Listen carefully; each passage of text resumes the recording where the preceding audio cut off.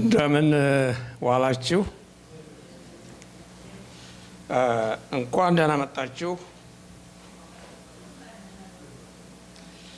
ስሜ ደምሴ አለማየሁ ይባላል። እንግዲህ የዚህ ዝግጅት አስተናጋጅ ነኝ። ይህንን ዝግጅት ለማስተናገድ ድል በማግኘቴ የተሰማኝ ደስታ መቼም ከመጠን ያለፈ ነው። እናንተንም በዛሬው ዕለት አብዮታውያን በነገስታት ዙፋን ላይ በሚል ርዕስ ከእንግሊዝኛው ተተርጉሞ የቀረበልንን መጽሐፍ ለመገምገም በተዘጋጀው መርሃ ግብር ለመካፈል እዚህ አዳራሽ ስለተገኛችሁ በደራሲውና በአዘጋጆቹ ስም ለማመስገን እወዳለሁ።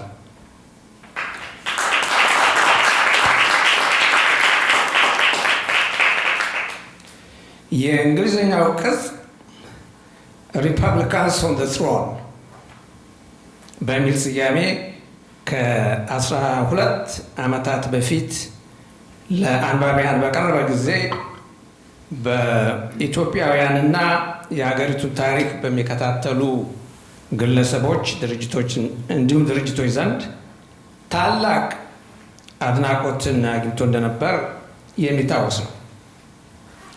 ይሁን እንጂ የእንግሊዝኛው ቅጽ ስርጭቱ ውስን ስለነበረ ለብዙሃን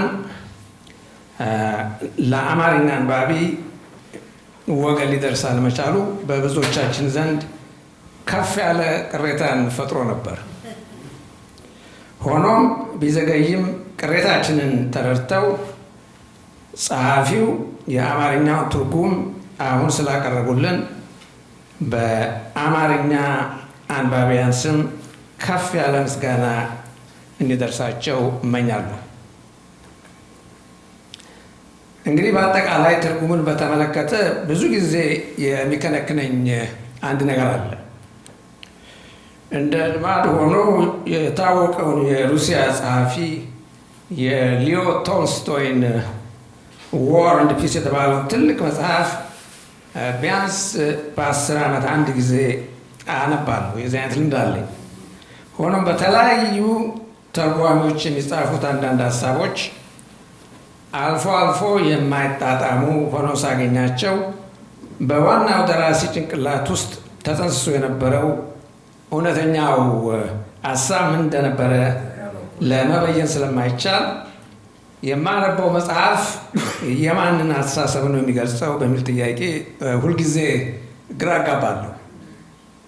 አሁን ግን የቀረበልን ዋናው ጽሑፍም ሆነ ትርጓሜው በአንድ ደራሲ የተዘጋጀ ስለሆነ ያ አወዛጋቢ ሀሳብ ሆኖ ሊያስቸግረን አይችልም። እድለኞች ነን። አብዮታውያን በነገስታት ዙፋን ላይ የተባለው መጽሐፍ የአንድ ትልቅ ኢትዮጵያዊ የግል ሕይወት ትረካ ብቻ አይደለም። መጽሐፉ የኢትዮጵያ ሕዝብ ለዘመናት አቅፎ የኖረውን የዳበረ ባህልና አኩሪ ታሪክ እንዲሁም በአንጻሩ ፍትህን፣ ዲሞክራሲን፣ አንድነትንና ዘመናዊነትን ፍለጋ የተከተለውን አድካሚና ውጣ ውረድ የበዛበትን ብዙ ስቃይና ችግር የተሞላበትን አሳዛኝ የትግል ጉዞ በተዋበ ቋንቋ የሚያቀርብ አስደናቂ ስራ ነው። መጽሐፉን የአንባቢያን ፍላጎት ለመሳብና ለማርካት በቂ የሚያደርጉት ብዙ ገጽታዎች አሉት። ለዚህም ዋናው መነሾ የትርክቱ ማዕከል አንድ ግለሰብ ቢሆንም መጽሐፉ በይዘቱ በብዙ ሚሊዮኖች የሚቆጠሩ የተከታታይ ትውልዶችን ተሞክሮ፣ ጸጸት፣ ጀብድ፣ ሐዘን፣ ደስታና ተስፋ የሚያንጸባርቅ መሆኑ ነው። የኢትዮጵያን ታሪካዊና ባህላዊ አውድ በግል ታሪኩ ውስጥ በማዋሃድ ጸሐፊው ብዙ ጊዜ በተመሳሳይ ደራሲያን ዘንድ የማይታይ የላቀ ችሎታ አስመስክረዋል።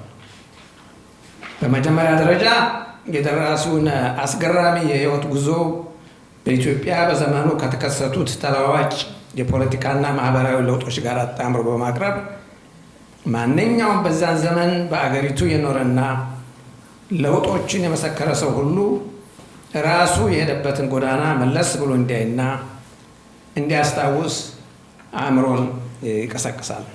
ለምሳሌ የለውጡ አራማጅ ክፍል የነበሩትን አንባቢያን ለስልጣንና ለግል ጥቅም ተገዥ ሆነው የነፃነት ጮራ ተዳፍኖ ህዝቡን ለትልቅ ሰቆቃ ያዳረጉት ታውሷቸው የሀፍረት ካባ ተጎናጽፈው ስላደረሱት በደል እንዲጸጸቱ ያደርጋል።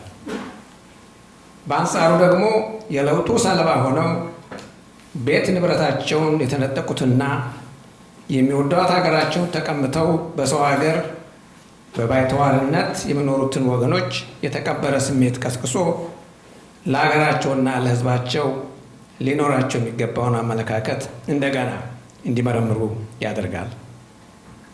በይበልጥም ስለ ህዝቡና ስለ ሀገሩ ከልብ የሚቆረቆረውን አንባቢ ደግሞ ይህ ትውልድ በተደጋጋሚ ከሚሰሩ ስህተቶች መማር አቅም ተስኖት በተበደለው ህዝብ ላይ በየጊዜው እየተጫነ የሚመጣውን የጭቆና ቀንበር ለአንድ ጊዜና እስከ መጨረሻው አሽቀንጥሮ ለመጣል አለመቻሉን እያወጣና እያወረደ በሀሳብ እንዲናቅ ያደርገዋል።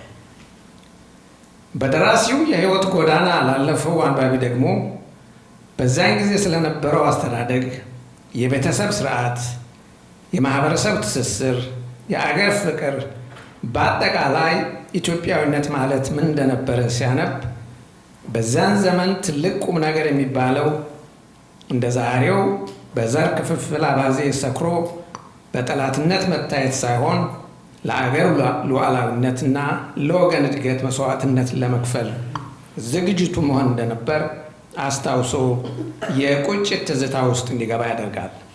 እንግዲህ ይህ የመጀመሪያው የመጽሐፉ ገጽታ ሲሆን ሁለተኛው መጽሐፍ ገጽታ የደራሲውን የህይወት ታሪክ አስመልክቶ በዚያን ጊዜ ያች ሀገር በነበራት ኢኮኖሚና የእድገት ደረጃ የቱን ያህል ብቃታቸው ከፍ ያሉ መሪዎችን ለማፍራት ችላ እንደነበር የሚያስገነዝብ መሆኑ ነው። ደራሲው ከንጉሠ ነገሥት ኃይለ ሥላሴ ዘመን ጀምሮ በተባበሩት መንግስታት፣ በአፍሪካ ልማት ባንክና በኢትዮጵያ የተለያዩ የመንግስት ክፍሎች ውስጥ ለብዙ አስርተ ዓመታት ያበረከቱትን አስተዋጽኦ ይዘረዝራል። ከደራሲው ህይወት ጋር በማሳሰርም በጊዜው የነበሩ ታላላቅ መሪዎች ችሎታና አርቆ አስተዋይነትን ይተነትናል። የአክሊሉ ሀብተወልድ የአገር ፍቅር ጥልቀትና አርቆ አስተዋይነት፣ የከተማ ይፍሩ በአጭሩ የተቀጨፈ ራዕይ፣ የሚካኤል ምሩ ቆራጥነትና ሌሎችም በጊዜው የነበሩትን ግዙፍ መሪዎች ጥበብና የአስተዳደር ስልት ይገልጻል። ያንን በትኩረት የሚያነብም እነዚያን ግዙፍ መሪዎች ያፈራ ህብረተሰብ በእነሱ ቦታ ተተክተው በዘር ፕሮፓጋንዳ ታውረው አገሩን እያመሳቀሉ ያሉትን የአመራር ችሎታ መካኖች እንዴት ያ አገር ሊያፈራ እንደቻለ ራሱን እንደገና ሊጠይቅ ይገደዳል። ወደ ሶስተኛው ገጽታ ስንሄድ ደግሞ በኢትዮጵያውያን የዲሞክራሲ ፍለጋ ላይ የተደረገውን እንቅስቃሴና ብሎም ወደፊት ምን መሰራት እንዳለበት ግልጽ በሆነ አቀራረብ ያንጸባርቃል።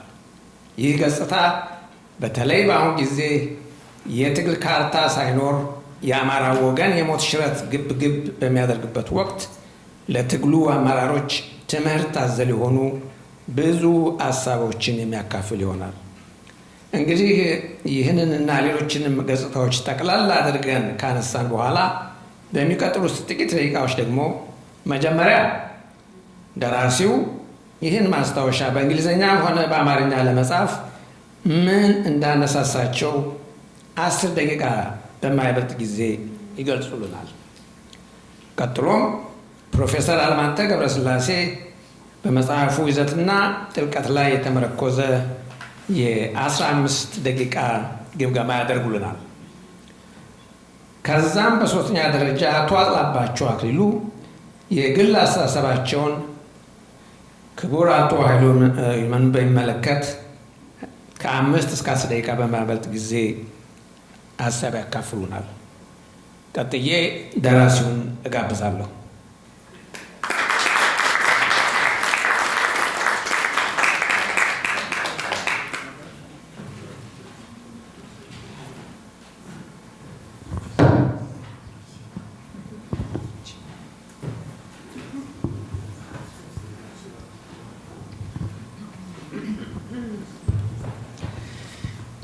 መቼም አንዳንዶቻችሁ እንደተከታተላችሁት ብዙ እናገራለሁ ሰሞኑን እና ባጭሩ ብነግራችሁ እንዳትቀየሙ። አንዳንድ ኢንተርቪው ሰምታችሁ ይሆናል እና መጀመሪያ ስለ መጽሐፉ ባጭሩ መናገር የምፈልገው እንዴት እንዲህ ያለ መጽሐፍ ለመጻፍ እንዳሰብኩ ምክርም የሰጡኝ ሰዎች ምን አይነት መጽሐፍ እንዳለብኝ የመከሩኝን መነሻ በማድረግ እጀምራለሁ። እኔ የአፄ ኃይለ ሥላሴ መንግስት ያው በደርግ ከተገረሰሰ በኋላ እኔ ቀደም ባሉት ዘመናት ያው መንግስት የኢትዮጵያ መንግስት ሰራተኛ ነበርኩ እና ይሄ ነገር ታሪካዊ ክስተት ነው እና አንድ አጠር ያለች ይህን ታሪካዊ ክስተት እንዴት መግለጽ እንደሚቻል አላውቅም። ብቻ በእኔ በሚታየኝ መንገድ ብገልጽ ጥሩ ነው ብዬ ነበር የጀመርኩት ሀሳቤን። ሪቻርድ ፓንከርስት የሚባል ወዳጅ ነበረኝ። እሱ ለምንድን ነው በጠባቡ ምጽፈው አለ። እንዴ ምን ጠባብ ነው ይሄ? ትልቅ እንትን ነው፣ ትልቅ የታሪክ ክስተት ነው።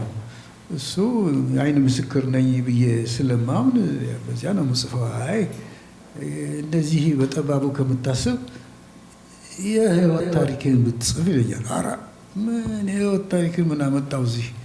እኔ ያየሁትን ይህን ታሪካዊ ጊዜ እንደ ምስክርነት ለመስጠት የሚያበቃኝን አይነት ጽሁፍ ነው ያለ። የለም አይሆንም፣ እናንተ ኢትዮጵያውያን መቼም እንዲያው ስለ ህይወት ታሪክ አታስቡም ብዙዎቻችሁ። አንተ ይህንን አንድ ምዕራፍ ውስጥ ጠቅሳት ትችላለህ፣ ግን ስለ ራስህ ህይወት ታሪክ አለኝ። ትንሽ ተከራከር። መጨረሻ ላይ መቼም አዋቂ ሰው ነው ረታኝ ማለት ተረታሁ። እሺ ብዬ ጀመርኩ እና አጠር ያለች ነገር እጽፋለሁ ያልኩ ሰው ይኸው አሁን ለእኛም ይከብዳል። የሁለት ሶስት እንኳን መያዙ አሁን ከብዶኛል። እኔ ከባድ ነገር ምን ነው አጠር አድርጌ መጽሐፍ እላለሁ አንዳንድ ጊዜ እና በዚህ ነው እንግዲህ የተጀመረው እና እንግሊዝኛውን መጀመሪያ የጻፍኩበት ምክንያት እንትን ነው። አጋጣሚ ሆኖ ያኔ እኔ በአማርኛ ታይፕራይተር ነበር ያን ጊዜ የሚጻፈው። እኔ አማርኛ ታይፕራይተር አልችልም። የሚችሉት ጸሐፊዎች ናቸው፣ ኮመርሻል ስኩል ገብተው ተምረው የወጡ። አይ ብዬ እኔ ዝም ብዬ በማውቀው በእንግሊዝኛ ነበር የጀመርኩ። እንግሊዝኛ መጀመሪያ የወጣበት ምክንያት ይሄ ነው። እኔ ታይፕ ማድረግ የምችለው በእንግሊዝኛ ብቻ ነው፣ አማርኛ አልችልም። እዚያ ደግሞ ይህን ጨርሼ እንትን አንተ አማርኛ አልችልም ማለት ነው ምንድን ነው በአማርኛ ያልጻፍከው የሚል ደግሞ ወቀሳ መጣ። እሺ ብዬ ደግሞ እሱ እንደምን ብዬ አሁን ትንሽ ተሻሻለ። ወርድ ፕሮሴሰር መጣ፣ በዚያ ለመጻፍ ቻልኩ እና እንግዲህ የሚወቅሱኝን ወዳጆቼንም ሆነ ራቅ ያሉትን ተመልካቾች የእነሱን እንትን ወቀሳ አይደለም ብቻ የተሰጡትን ሀሳብ ከሞላ ጎደል እንትን ብያለሁ እላለሁ፣ መልስ ሰጥቻለሁ እላለሁ። እንግዲህ ትኩረቱ የዚህ መጽሐፍ እኔ ህይወት ላይ አይደለም። እኔ ህይወት እንደ ሰበብ ነው። እኔ እንዳንዳንዴ ባጭሩ እስቲ አስረዳን የዚህን የህይወት ታሪክ ይዘት ሲሉኝ ሰዎች በአጭሩ ለማስረዳት እኔ ስወለድ ኢትዮጵያ ምን አይነት ሀገር ነበረች፣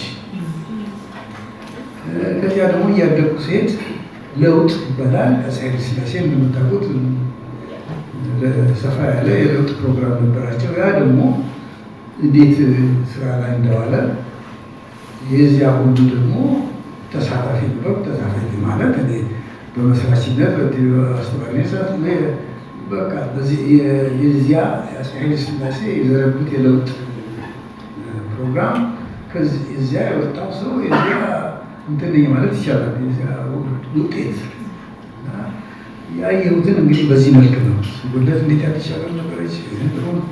ትምህርት ቤት ስገባ ከዚያ ከፍ ያልኩ ሲሄድ እኔ የተወለድኩበት ቦታ ትንሽ ቦታ ናት። ወሬ ትባላለች። እዚያ ኤሌሜንትሪ ስኩል ብቻ ነበር። እሱ ሲያልቅ በመንግስት ኪሳራ አዳሪ ትምህርት ቤት አዲስ አበባ ሴኮንደሪ ስኩል መጣሁ። እኔ ብቻ አይደለሁ ከየቦታው በዚሁ ኃይለ ሥላሴ ፕሮግራም ከጎጃም፣ ከጎንደር፣ ከትግራይ፣ ከሐረር የሚመጡ ሰዎች አንድ ላይ ነው አዲስ አበባ አዳሪ ትምህርት ቤት እንትን ያለው። በዚያ ለውጥ ሂደት ሄጄ ነው እንግዲህ ልክ እንደዚህ ሰዎች ሲጠይቁኝ ያንን የተጓዝኩበትን ጎዳና ስገልጽ የኢትዮጵያንም የለውጥ ሂደት ሞላ ጎደል ለመግለጽ ችዬ ነበር ማለት ይችላል። እና ይሄ ነው እንግዲህ መጨረሻ ላይ የወጣው መጽሐፍ ያንን ቀደም ብለው ኃይለ ሥላሴ የጀመሩት ለውጥ እንዴት እንደተራመደ እንዴት እንደተስፋፋ በአንድ ሰው የህይወት ታሪክ ውስጥ ምን አይነት ምልክቶች ምን አይነት ውጤቶች እንዳሳየ የሚታይ ነው እና በአጭሩ ይሄ ነው እንግዲህ ጥያቄና መልስ ጊዜ ተቻለው ያህል ማቆም መጨመራለሁ። ለጊዜው ግን አንድ ቅርብ የሚለኝ ነገር አለ እዚህ መጽሐፍ ውስጥ ሳላስገባ የቀረቡት።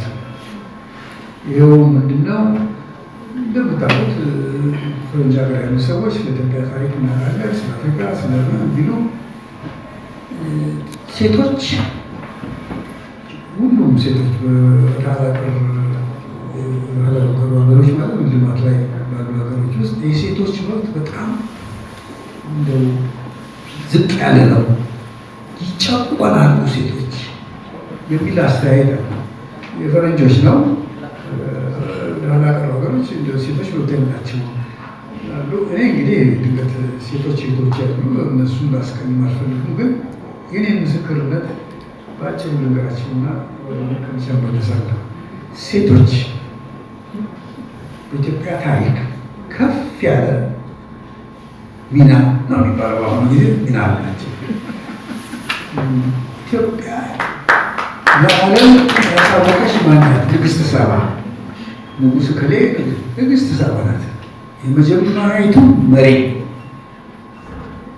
በንግስት ሳባ ምክንያት ነው ከእስራኤሎች ጋር እንግዲህ ይሄ ታሪክ ትክክል 100% ትክክል ሆነም አልሆነም አይዋችን ውስጥ የሰፈረው ኢትዮጵያ አነሳስና እድገት እኛ የምናውቀው በዚህ ነው። ንግስት ሳባ ጀምሮ ንግስት ሳባ በጀመረችው እዚህ ደረሰ ማለት ይቻላል። ከዚያ በኋላ ደግሞ ንግስት ሳባ አንድ ቦታ ስታደርስ ደግሞ ሌላ ሴት መጣች፣ አፈረሰችው። ማለት ነው ወዲት ሴቶች ምንም ሚና አልነበራቸውም በኢትዮጵያ ታሪክ ውስጥ። አንዴ ደብረኛ እሷ ደግሞ ስትሄድ በተከታታይ ወንዶች ነገስታት ናቸው፣ ግን የወንዶች ደጌቶቹ ሚስቶቻቸው ደግሞ በጣም ከፍ ያለ ሚና ተጫውተዋል። ቀደም ባሉ ጊዜ ጀምሮ የንጉሠ ነገሥት ሚስት መሆን ብቻ ሳይሆን በመምከር አንዳንዴም ንጉሱ ሲሞት ያትን ልጁ አልጋ ወርሶ እስኪ ጎለመስ እስኪላመድ ድረስ መንግስት ይመሩ የነበሩት ሴቶች ነበሩ። ነገስታት ታሪክ ታነቡ ታገኛላችሁ። ስለዚህ ኢትዮጵያ ታሪክ ውስጥ ሴቶች በጣም ጉልህ የሆነ ሚና ተጫውተዋል ማለት ይቻላል። እና እንዲያው አሁን የምናገረው ቀደም ብዬ ባቀረበው እዚህ ውስጥ አስገባው ነበር፣ ግን ያልገባ ነገር ትኩረት ሲሰጠው የሚገባ ነገር ነው እና ጋብቻ እንደምታውቁት ጋብቻ ብንጀምር ጋብቻ የመጀመሪያ ጋብቻ ሀገራችን እንደምታውቁት በቤተሰብ ነው የሚወሰነው። ወንድም ሙሽራው ሙሽራቲም ሳታውቅ ሁለት ቤተሰቦች ይስማማሉ። ከዚያ በኋላ ግን ወንድ ብቻ ሳይሆን ብቻ ከተመሰረተ በኋላ ትዳር ከተመሰረተ በኋላ ትዳሩን የመቀጠል ወይም የማቆም መብት ሁለቱም አላቸው። ሴቲቱም አላት፣ ወንዱም አለ። አንድ ተረት አለ። ይህንን አሁን ሁላችን ማሳጥሩ አሉ የሚያስረዳ አንዲት ጎጃም ሴት ይባላል። የጎጃም ሴት እንደ ጎጃም ሴት ኢትዮጵያ ሴት ማለት ይቻላል። ጎጃም መሀል ሀገር ማለት ነው። ጎጃም ሴት ባሏን ትታ ወደ ቤቶቿ ትሄዳለች። ሽማግሌዎች ተመጡና ማስታረቅ ይሞክራሉ። እምቢ ትላለች። ቢሏት ይሰሯት እና መጨረሻ ላይ ትላለች። ምክንያቷን ስትሰጥ ውደደኝ አልወድም፣ ስደደኝ አልሰድም፣ እንዴት እኖራለሁ ከዲያብሎስ ወንድም።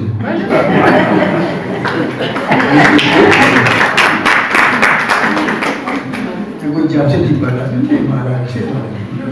ሴቶች መብት አላቸው። ኢትዮጵያ ታሪክ ውስጥ በደንብ ሀገር አገዛዝ፣ ህብረተሰቡ ኑሮ በደንብ አላቸው እና እንደው የሚናገሩ እንትን አልነበራቸውም።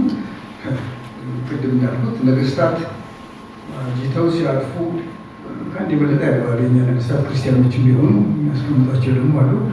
ከሚቀምጡት አንዷ ደግሞ ብዙ ጊዜ የኢትዮጵያ ነገስታት ክርስቲያኖች ናቸው። አንድ ያገባሉ። ግን አንድ ቦታ ሄደው በተለይ ዘመቻ ወደ ራቅ ወዳለ ሀገር ሄደው ዘመቻው ተሳክቶላቸው ድል ካገኙ በኋላ ባላባቱን ይጠሩና ልጆችን ስትል ይሄዳሉ። ቆንጆ ቆንጆ አምጣው ይዘው ይሄዳሉ። እነዚህ ሴቶች አማርኛ ጊዜ አማርኛ ከልብነ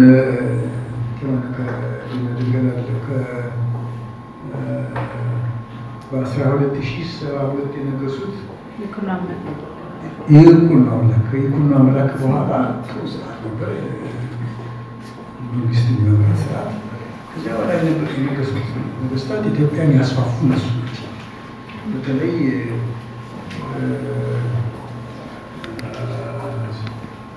አፄ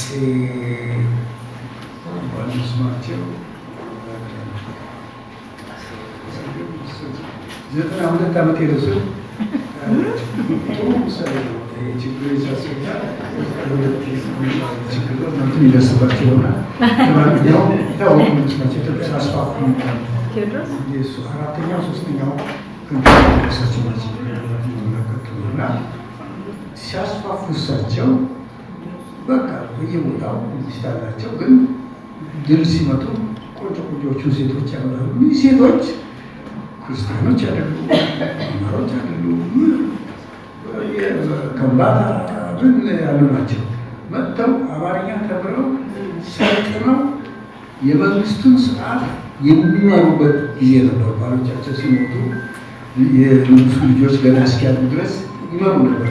አንዷ ንግስት ሌኒት ይባላለች። ስለዚህ በኢትዮጵያ ታሪካችን ውስጥ የሴቶች ሚና ከፍ ያለ ነበረ እና ይህን እንዴት ይዙልኝ ይፈልጋለ። ማንም እንደመጣው እንዳያምታታቸው ጥሩ ሰርታቸዋል። ከላይ ጀምሮ እስካሁን ድረስ ከጌጣሪቱ ነገር ግልጽ በመሆናቸው ታውቃላችሁ።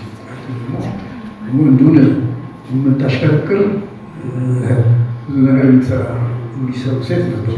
ሴት ማለት ማዋረድ ይሆንብኛል እና እንግዲህ በእውነት ብዙ ነገር ባላበዛ እዚህ ላይ ማቆም እና በጥያቄ ማለወስ ጊዜ እንቀጥላለን። ትንሽ ደቂቃ ስጄ እንደሆነ ሊቀመንበሩን ይቅርታ ጠይቃለሁ።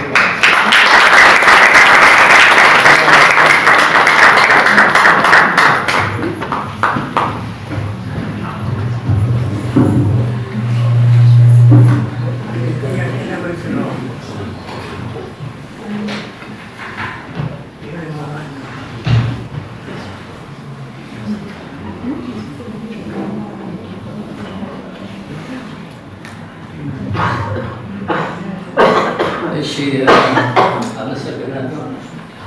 ክቡራንና ክቡራት ይህን በጣም ደጓሳ የሆነ መጽሐፍ 530 ገጽ ነው። ለማንበብ ብዙ ጊዜ ወስዶብኛል። በጣም ዴንስ የሚባለው አይነት አገላለጽ ነው ሊገልጸው የሚችል ብዙ ታሪክ ያዘለ መጽሐፍ ነው ያነበብኩት። ይህን ለማዳመጥ ለማክበር ምረቃውን ለመከታተል ለመጣችሁት ሁሉ እጅግ አመሰግናለሁ። እኔም ይህን ዳሰሳ እንዳደርግ ስለተጋበዝኩ በጣም አመሰግናለሁ። አቶ ተካለ ቅድም አቶ ተካለ ሲናገር እኔ አንተ ነው ነው። ምክንያቱም በቅርበት ብዙ ጊዜ አብረን ቆይተናል። አለቃዬ ዳይሬክትሊ አልነበረም፣ ግን በዝና ብዙ አውቀዋለሁ። ስለ ሪቻርድ ፓንክረስት ሲናገር አንድ የዘለለው ነገር አለ። ይኸው ምንድን ነው? ሪቻርድ ፓንክረስት ያለው እሱ እንደነገረኝ ማለት ነው፣ እናንተ ኢትዮጵያውያኖች ስለ ራሳችሁ ታሪክ ኦቶባዮግራፊ ማለት ነው አትጽፉ። ያን መጽሐፍ ጥቅም አለው። ጥቅሙ ደግሞ ታሪክ ለሚመራመሩ ለቀጣዩ ትውልድ ግብዓት የሚሆኑ መረጃዎች ይሰጣል። እያንዳንዳችን የምንጽፈው ማለት ነው። ከዛ አኳያ ሲታይ ይሄ መጽሐፍ እጅግ በጣም የሚያስደንቅ ብዙ ታሪክ ያዘለ መጽሐፍ ነው። ቅድም ፕሮፌሰር ደምሴ እንዳለው የግል ታሪክ ብቻ ሳይሆን እሱ ያየውን ግን በታሪክ መልክ የተከሰቱትን ነገሮች የሚያካትት መጽሐፍ ነው እንጂ ስለ ራሱ ብቻ ዝም ብሎ የጻፈው ነገር አይደለም። እና ለወደፊቱ ታሪክ ተመራማሪዎች፣ ጸሐፊዎች ይሄ መጽሐፍ ትልቅ ግብዓት ነው የሚሆነው። ሌሎቻችንን ያለፍንበትን እንደዚህ እየከተብነው ብናልፍ ለሚቀጥለው ትውልድ ጠቃሚ ይሆናል። ዛሬ እንደምንሰማው ያለፈውን ታሪክ በልዩ መነጽር በዘር መነጽር እየተረጎሙ የሚጽፉትን ሰዎች እንዳይበረታቱበት ሊያደርግ ይችላል እና የአቶ ተካልኝ ታሪክ ልበለው የሚጀምረው በጎሬ ከተማ ኢሉባቡር ውስጥ ነው ተወልዶ ያደገው። ቤተሰቡ እዛ ነው የነበረው። ስለዛ ስለ ጎሬ ክፍለ ሀገር ማለት ከተማ የነበሩትን ሁኔታዎች በልጅነቱ ከቤተሰቡ የሰማውንም ያየውንም እስከ 8ኛ ክፍል ሲጨርስ ድረስ ስለነበር አካትቶታል እና ይሄ እጅግ ደስ የሚል ታሪክ አለ። ቤተሰቡ የግሉ ሊመስል ይችላል፣ ግን የነበረበትን ህብረተሰብ የሚገልጽ ጽሁፍ ነው። የራሱን ብቻ ሳይሆን ማለት ነው። ወደ ዝርዝሩ መግባት አይቻልም፣ ምክንያቱም ባለችው አጭር ጊዜ ውስጥ ያነሳቸውን አርዕስቶች ሁሉ ውስጣቸው ገብቶ መናገር በፍጹም የሚቻል ነገር ነው። ሁለተኛ እኔ በግል የማረከኝ ጎሬ በሚያድግበት ጊዜ ራስ ከበደ ነው ራስ አባወሎ ናደው አባወሎ የሚባሉ ነበሩ የሚያስተዳድሩት። እኚህ ሰው ለካስ የሀገሩ ገዢ ብቻ ሳይሆኑ ሊግ ኦፍ ኔሽንስ በ1919 ዓ.ም ነው ሊግ ኦፍ ኔሽንስ የተቋቋመው። እሱ ሲቋቋም ኢትዮጵያን ወክለው የሄዱ ሰው ነበሩ።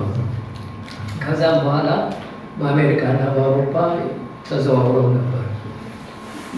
ሲዘዋወሩ ያዩቸው ነገሮች በመቅሰም ጎሬ ሲመለሱ ጎሬን እንደ አውሮፓ ለማድረግ ሙከራ አድርገው ነበር። ይህ ሰውዬ በዛ ዘመን ማለት ነው፣ እሱ ወጣት በነበረበት ዘመን እና አሁን ለመለስ ዜናዊ ኮብልስቶን ብለው አዲስ አበባ መደረጉን አላውቅም። እኔ ግን የተወለድኩት ጎንደር ስለሆነ ጎንደር በቅርቡ አይቼ በ2019 ሄጄ ሳይ አፍተር ሶ ሜኒ ይርስ ኮብልስቶን ብለው በየቦታው ድሮ ያደግንበት ተለውጦ ኮብልስቶን ተሰርቷል።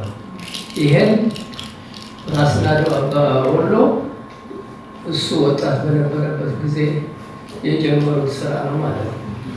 ይሄ በጣም ገርሞኛል። ሌላው አቶ ተካልኝ ትምህርቱን 8ኛ ክፍል ድረስ የተማረው ጎሬ ነው እንዳልኩት። ከዛ ወደ አዲስ አበባ ቅድም እንደተናገረው በአውሮፕላን ነው የሚያመጧቸው። ሚኒሊክ ትምህርት ቤት ነው የተናገረው። ሚኒሊክ ትምህርት ቤት ለመጀመሪያ ጊዜ ነው እንግዲህ የሃይ ስኩል የተከፈተው እሱ በገባበት ጊዜ ማለት ነው። 5 ልጆች ከሀረር፣ 3 ልጆች ከትግራይ፣ 4 ደግሞ ከጎሬ 12 ሆነው ነው ሃይ ስኩሉ የተጀመረው። በዛ ጊዜ ኢትዮጵያ ውስጥ የነበሩ ስንት ሃይ ስኩሎች ነበሩ? 3 ቀዳማዊ ኃይለ ሥላሴ፣ ዊንጌት እና ተፈሪ መኮንን። ሚኒሊክ 4ኛ መሆኑ ነው እንግዲህ በእነሱ ነው የተጀመረው እና እንዴት ወይ ዊንጌት ወይ ካስል ወይም ደግሞ ሶስተኛው ረሳሁት።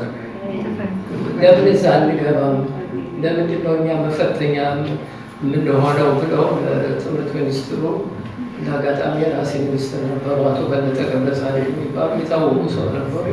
እሳቸው የትምህርት ሚኒስቴር ዳይሬክተር ናቸው። ለእሳቸው አቤት ይላሉ። እሳቸው ደግሞ አባብለው ምን ብለው ብቻ ያ ትምህርት ቤት ሃይስኩሉ የጀመረው በአቶ ተካልኝ ጊዜ ነው ማለት ነው። ከዛ ወደ ዩኒቨርሲቲ ኮሌጅ ሄደን ከዩኒቨርሲቲ ኮሌጅ ሲመረቅ ኢሊኖይ ዩኒቨርሲቲ ሻምፔን አርባና የሚባል እዛ ነው የተላከው እና እዚህ ላይ የደነቀኝ ኢኮኖሚክስ ነው የተማረው አዲስ አበባ ዩኒቨርሲቲ። እንደገና ኢሊኖይ ዩኒቨርሲቲ ሲመለስ የተማሩት ትምህርት በቂ ስላልነበር ድሮ የተማሩትን እንደገና መማር ነበረባቸው።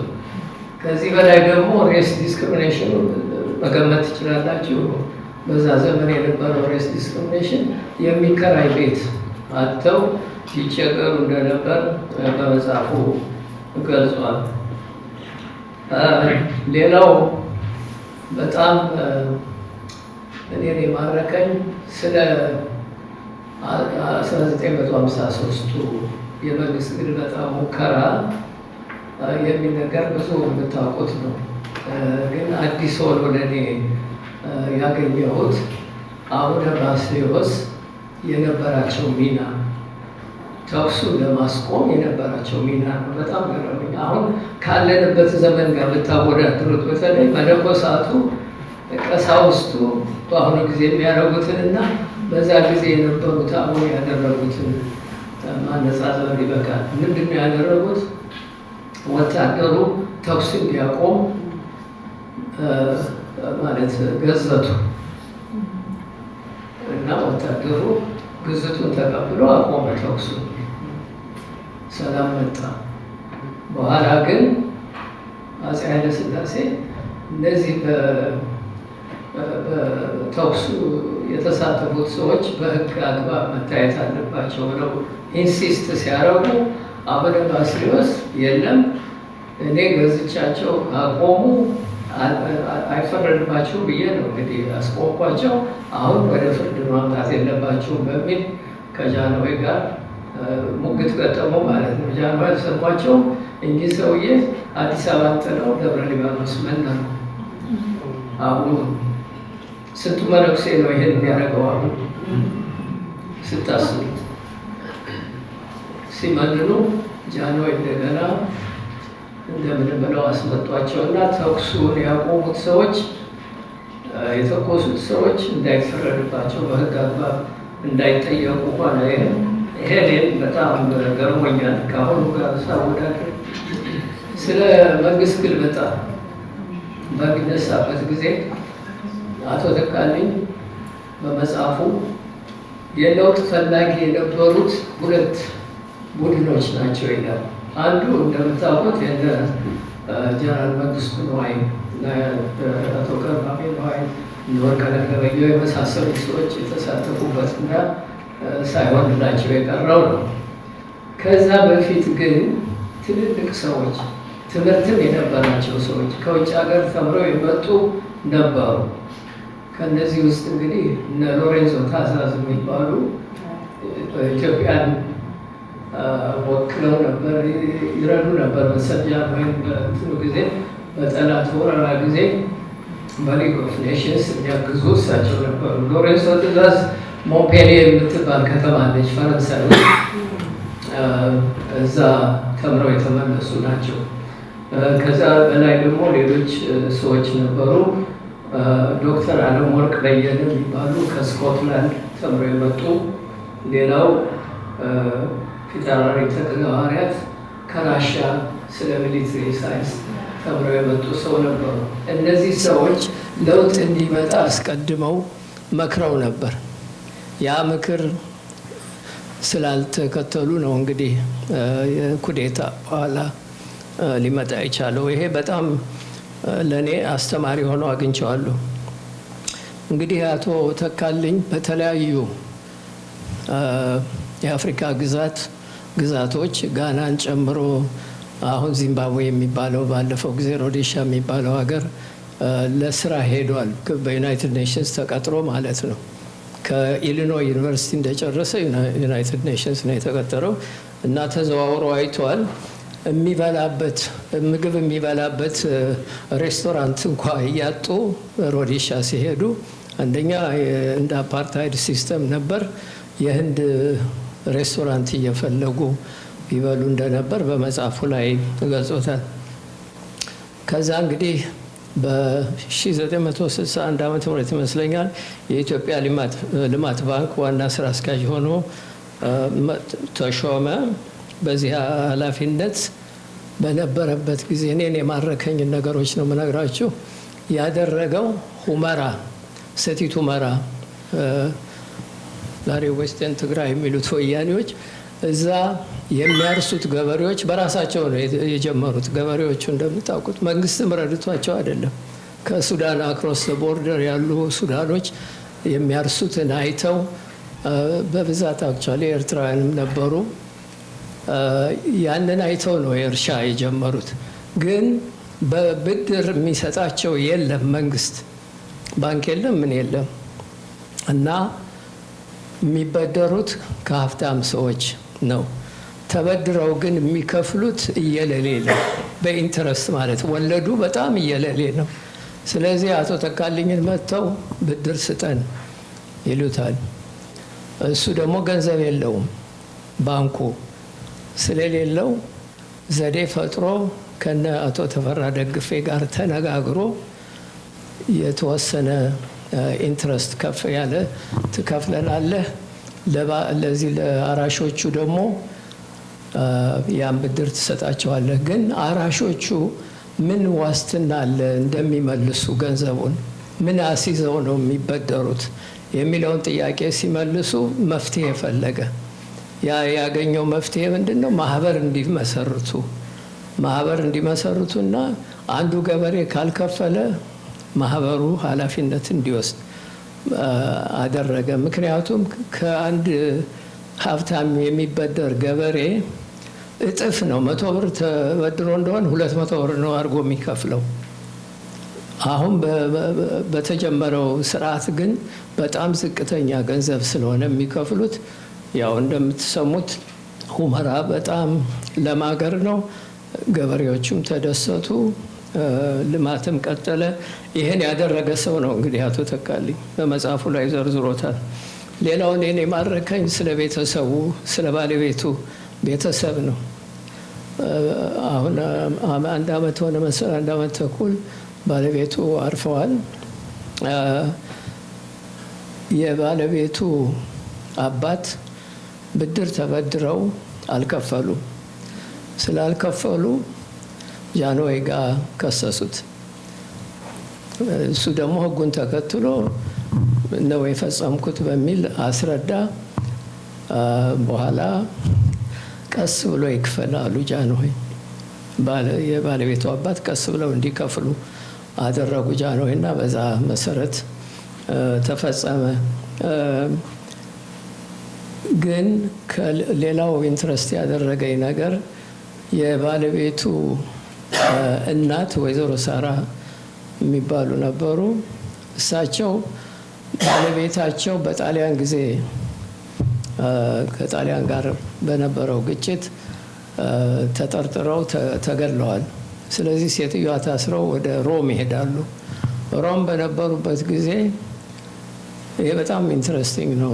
በነበሩበት ጊዜ ዘራይ ደረስ በጣም በዝና የምንሰማው ሰው እንደ አጋጣሚ እሱም እዛ ሀገር ነበር። ዘራይ ደረስ ጣሊያን ሀገር ሮም እና በመስኮት መጥቶ ከተኙበት ሆስፒታል ነው መሰለኝ ከተኙበት በመስኮት መጥቶ አንቺ ጠቅል ባሪያ ይላቸዋል ሴትዮዋን። ጃንሆይን ለመውቀስ አይነት ነው እንደዛ የሚለው።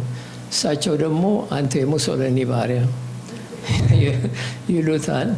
እና ይሄ ሰው ከጥቂት ጊዜ በኋላ በሆነ ግጭት ከጣሊያኖች ጋር ስላልተስማማ ታስሯል። ግን ከመታሰሩ በፊት ዝነኛ ያደረገው ነገር ምንድን ነው? የይሁዳ አንበሳ የሚለው የሆነ አይነት ሐውልት ነበር እዛ ላይ ቆሞ ስለ ኢትዮጵያ በገናናነት ሲናገር ጎራዴውን አውጥቶ ምናምን። በዛ ምክንያት ነው እንግዲህ ያሰሩት ጣሊያኖች። ከዛ ወደ ኢትዮጵያ ወደ አስመራ ተመልሷል። ከዛ ታሪኩ በምን አይነት እንዳለቀ አይታወቅም፣ መጽሐፉም አይናገርም። ይሄንን ግን በጣም ገረመኝ። የዘራይ ደረስ እኛ ስንሰማ ያው እንዴት አለ ጀግና ሊሆን ይችላል። ግን ጃንሆይን ዝቅ በሚያደርግ መልክ የጠቅል ባሪያ ምናምን ማለት ያው ተገቢ አልነበረም። እሳቸውም ሴትዮዋ የመልሰውለታ። ሁለተኛ ስለ አብርሃም ደቦጭና ስለ መለስ አስጎደው የሚባሉት ሁልጊዜ የሚዘከሩ ሁለት ኤርትራውያን የጻፈው ነው። ይህም ምንድነው? እነዚህ ሰዎች መጀመሪያ ለጣሊያኖች ነበር የሚሰልሉ ነበር ይመስለኛል። ነገር ግን በመጨረሻ አንደኛው አይ ቲንክ አብርሃ ደቦጭ ነው መሰል አምፔር የሚሉት ሲኒማ ፒያሳ ላይ የነበረው ድሮ አሁን ምን እንደሚባል አላውቅም። እዛ ሲገቡ እንትን ለማየት ሲኒማ ለማየት ፊልም የጥቁሮች መቀመጫ ወደዛ ነው ብለው ለብቻቸው ዝቅ አድርጎ ያስቀምጡታል። በዚህ አኩርፎ ያው ሁለቱ ጓደኞች ተመካክረው ቦምብ በግራዚያኒ ላይ ሊጥሉ ስለሞከሩ ነው እንግዲህ ሊያዙ ነበር። ከመያዛቸው በፊት ወደ ቋራ ወደ መተማ ማለት ጎንደር ዌስተርን ጎንደር እዛ ላይ ተይዘው ተረሸኑ በጣሊያኖች። ይሄም እንግዲህ ወይዘሮ ሳራ ያጫወቱትን ነው የባለቤቱ እናት ማለት ነው። ሌላው እንግዲህ በጣም የገረመኝ ስለ አቶ ሐዲስ ዓለማየሁ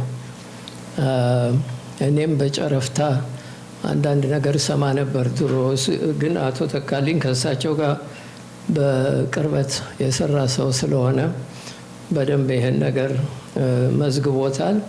አቶ ሐዲስ ዓለማየሁ በጣም አስተዋይ፣ አርቆ አስተዋይ፣ አሳቢ ሰው ነበሩ። በዚህም ምክንያት ሀሳብ ያቀርባሉ። የሆነ ማስታወሻ ጽፈው ለጃንሆይ አንደኛ የኢትዮጵያ ሉዓላዊነት የንጉሱ ሳይሆን የሕዝብ መሆን አለበት። ሁለተኛ የካቢኔው መንግስት ኃላፊነቱ ተጠያቂነቱ ለንጉሱ ቢሆንም ሊሚትድ እንዲሆን የሚል። ሶስተኛ የመናገር፣ የመጻፍ፣ የመሰብሰብ መብቶች እንዲከበሩ ብለው ማስታወሻ ይጽፋሉ። ሲጽፉ ከአጉል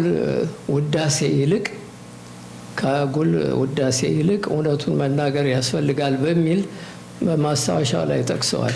ጃንሆይ ውዳሴ የምትለዋን ነገር አልወደዱላቸውም። ስላልወደዱላቸው እቺን አውጣ አስተካክል ይሏቸዋል። አይ አላስተካክልም፣ የኔ ነኝ ከማንም ተማክሬ አይደለም የጻፍኩት የኔ ሀሳብ ስለሆነ አላስተካክልም ይላሉ። ከዛ በመጨረሻ ግን ያው ጃንሆይ ምንም አላደረጓቸውም። ይቅርታ ጊዜ ያለፈብኝ ነው መሰለኝ 3 ደቂቃ እሺ። እና አላስተካክልም ይላሉ። ብቻ ሰውየው እልህኛ ናቸው ይመስለኛል የነበሩት። እሳቸው ያቀረቡት ሀሳብ የኛ ትውልድ በተማሪ ንቅናቄ የሚሆን በሌላ የኛ ትውልድ አሁንም ቢሆን የሚጠየቀውን ነገር ነው እኚህ ሰው እያስቀድመው የጠየቁት። ሉዓላዊነት የህዝብ እንጂ የአንድ ሰው መሆን የለበትም። የኢትዮጵያን ህገ መንግስት የጃንሆይ ብትመለከቱ እንደዛ ነው የሚለው። የንጉሱ እንትን አይነካም ነው የሚለው። አሁንም ሉዓላዊነት የህዝብ አልሆነም። ይኸው እንደምናየው እኚህ ሰውዬ ግን አስቀድመው ይሄንን መክረው ነበር፣ አልሰሟቸውም። ሁለተኛ የገረመኝ ኮሎኔል ወርቅነህ ገበየሁ የኩዴታው አንዱ ተሳታፊ የነበረው ሰው ከሴንት ፒተርስበርግ ወደ ሞስኮ በባቡር ጃንሆይ ጋር አብረው የሄዱ ነበር ለሆነ ጉብኝት። ጃንሆይ እዛ ሄደው ኮሎኔል ወርቅነህ አብሯቸው ነበረ እና ምክር ብሎ ይነግራቸዋል። ምክሩ ምንድን ነው?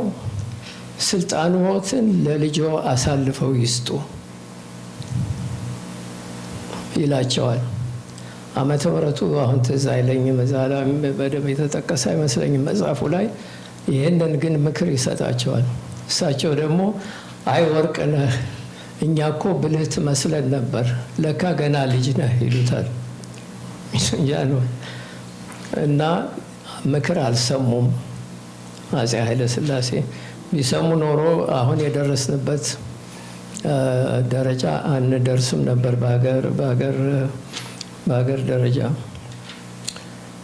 ሌላው እንግዲህ አፄ ኃይለ ሥላሴ ኢትዮጵያን ሞደርናይዝ ለማድረግ ያላደረጉት ምን ነበር ብለን ብንጠይቅ በጣም ጥቂት ነገሮች ነው ያላደረጉት።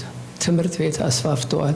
መኳንንቱ መሳፍንቱ እየተቃወማቸው ልጆቻቸው ወተሊክ ነው የሚል በጎንደር ወተሊክ ሊሆኑባችሁ ነው ምናምን እያሏቸው በልዩ ልዩ መደለያ ወደ ትምህርት ቤት ልጆች እንዲመጡ ያደረጉ ንጉሥ ናቸው።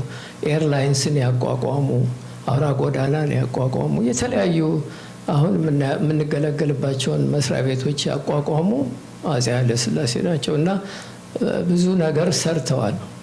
በእውነት ለመናገር ቴሌኮሙኒኬሽን ያቋቋሙ፣ የአሰብን ነዳጅ ማጣሪያ ከራሻ በተገኘ እንትን ብድር ያቋቋሙ አፄ ኃይለ ሥላሴ ናቸው።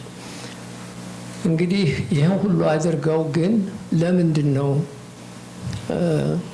በ1966 ያ ለውጥ ሊመጣ የበቃው የሚል ጥያቄ መጽሐፉ አንስቶ ይመልሳል። ይኸውም አንደኛ ተማሪዎች ባልገባንም ጭምር ይሄ ኤዱኬሽን ሴክተር ሪቪው የሚባል ነበር።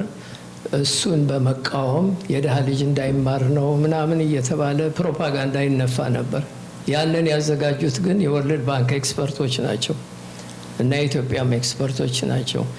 አንድ ይሄ ነው። ሁለተኛ ንጉሱ እድሜያቸው ስለገፋ እንደ ወጣት ማሰብ ከዛ በኋላ አልቻሉም። ራሳቸውን ሊያሻሽሉ አልቻሉም እንደ ልጅነት ጊዜያቸው።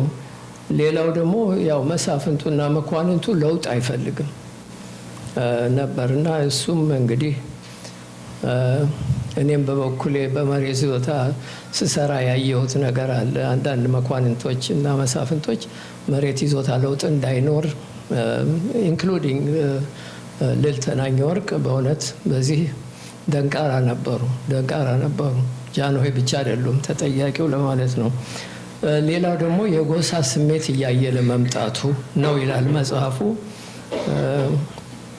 መንግስትም ከህዝቡ እየራቀ ስለመጣ ነው በ1966 የመጣው ለውጥ የመጣው ይላል። ሌላው ሁለት ነገሮች አሉ ኢምፖርታንት። አንዱ የወሎ ረሃብ ነው። የወሎን ረሃብ አስመልክቶ ደጃማች አብርሃ የኢሳያስ አፈወርቅ አጎት ናቸው። እሳቸው ጃንሆይ ለጉብኝት ሲሄዱ ወደ ደሴ ረሃብተኛውን እንዳያዩ ከልለዋቸዋል። ጥሩን ነገር ብቻ ሳይተዋቸው ሳያውቁ ተመለሱ ጃንሆይ። በአንጻሩ ግን ራስ መንገሻ ትግራይም ረሃብ ነበር፣ በግልጽ ስለ ረሃቡ ይዞታ ይፋ አድርገው ነበር። ሌላው የኮንጎ ዘማቾች የሚባለው ጉዳይ ነው። ኮንጎ ዘማቾች ገንዘብ ከዩናይትድ ኔሽንስ የሚሰጠው አልተከፈለንም ብለው አቤት ይሉ ነበር። ግን እንደ አጋጣሚ ሆነው አሁን በቀደም ሳወራው ነበር፣ ጓደኛዬ ክላስሜቴ ሩሜቴ የነበረ ሰይፉ ተክለማርያም የሚባል የምርመራ ኮሚሽን ጸሐፊ የነበረ ሰው ነው። እሱ እንደነገረኝ የምርመራ ኮሚሽኑ ስለ ኮንጎ ዘማቾች የሚቻለውን ሁሉ ምርመራ አድርጎ ገንዘብ ያልተከፈላቸው እንደሌለ ዶክተር ተስፋዬ ገብረ ጊዜ የውጭ ጉዳይ ሚኒስተር ኦፍ ስቴት ነበሩ። ዶክተር ተስፋዬ ገብረ ጊዜ እሳቸው እዚህ ዩናይትድ ኔሽንስ ሆነው ነበር የሚሰሩት። እሳቸውም ለማጣራት ሞከሩ። ያልተከፈለ ገንዘብ እንዳለ ብለው የለም አልነበረም። ነገር ግን አይ ቲንክ ደርጎቹ ምክንያት አገኙ ያን መንግስት ለመጣል። የኮንጎ ዘማቾችን ተጠቀሙባቸው። መጨረሻ ምንም አልከፈሏቸውም። እንዲያውም ብዙ ውዝግብ አለ። መጽሐፉ ላይ የምታዩት በጣም ሰፊ ውዝግብ አለ። በጥያቄ መልክ ለአቶ ተካልኝ ማቅረብ ትችላላችሁ፣ ሊገልጸው ይችላል። እና የኮንጎ ዘማቾች ጉዳይ አንዱ ያን መንግስት የጣለው ምክንያት እሱ ነው። እንግዲህ ጊዜ ያለቀ ይመስለኛል። ይሄ መጽሐፍ በእውነት ነው ቅድም እንደተባለው የግል ፕሮፌሰር ደምሴ በደንብ አስቀምጦታል። የግል ታሪክ አይደለም ብቻ አይደለም። የግል ታሪኩ በልጅነቱ የነበረው ሁኔታ፣ በቤተሰቡ የነበረው ሁኔታ ወደ መጀመሪያው ቻፕተር የሚያወራቸው አሉ። እሱ የግል ሊባል ይችላል። ከዛ ደግሞ በተለያዩ መስሪያ ቤቶች እንደዚህ ሰርቻለሁ የሚለው የግል ሊመስል ይችላል። ግን ውስጡ ገብታችሁ ስታዩ የኢትዮጵያ ታሪክ ነው በእውነት የተጻፈው። እኔ እስከ ዛሬ ድረስ የተለያዩ መጽሐፍት አንብቤያለሁ ስለ ኢትዮጵያ፣ ግን እንደዚህ ጥልቀትና ሀቀኝነት ያለው ፐርሰናል ኤክስፒሪየንስን ጨምሮ ማለት ነው ያለው መጽሐፍ የምታገኙ አይመስለኝም። ስለዚህ እናንተ ብቻ ሳትሆኑ ለወዳጅ ለዘመዶቻችሁም ተጨማሪ ኮፒ እየገዛችሁ ወይንም እንትኑን ዌብሳይቱን ቢሰጣችሁ ፐብሊሸሩ በዛ እያዘዛችሁ ብዙ ኢትዮጵያውያን እንዲያነቡት ቢደረግ ለወደፊቱ ስህተት እንዳይሰራ የሚቀጥለው ትውልድ ከዚህ መማር ይችላል እና ታሪካዊ መጽሐፍ ነው ለማለት ነው። አመሰግናለሁ።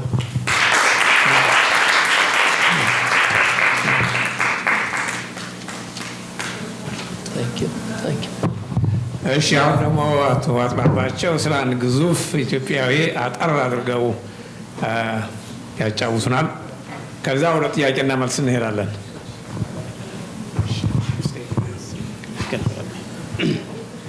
አመሰግናለሁ። መጀመሪያ አስቀድመው ጋሽ ተካልኝ ይህንን መጽሐፍ በመጽሐፉ በሀገራችን በሚመለከት ወደፊት የሚወስዳትን ነገር ያለፈውን የተሰራውን ስህተት ለይቶ የተሰራውን መልካም ነገር ደግሞ ይዞ ጨብጠን እንድንሄድ በሚል ስለሰራው መጀመሪያ ጋሽ ተካልኝ እናመሰግናለሁ። ጋሽ የምልበት ምክንያት እሱም ከአጎቴ ጋራ በነበረው ቅርብነት እሱን በምናየው መልክ በዛ ስም ስለምጠራ በዛ ደረጃ ስለማየው ጋሽ ተካልኝ ገዳሙ የምለው እና እኔ የምናገረው ጋሽ ኃይሉ ይመን አጎቴ የነበረውን ለጋሽ ተካልኝ በጣም ቅርብ የነበረው ሰው በስልጣን ላይ በነበረ ጊዜ በሰራው ሁሉ ጊዜ ስለነበረ እሱን በሚመለከት ነው የምናገረው። እኔ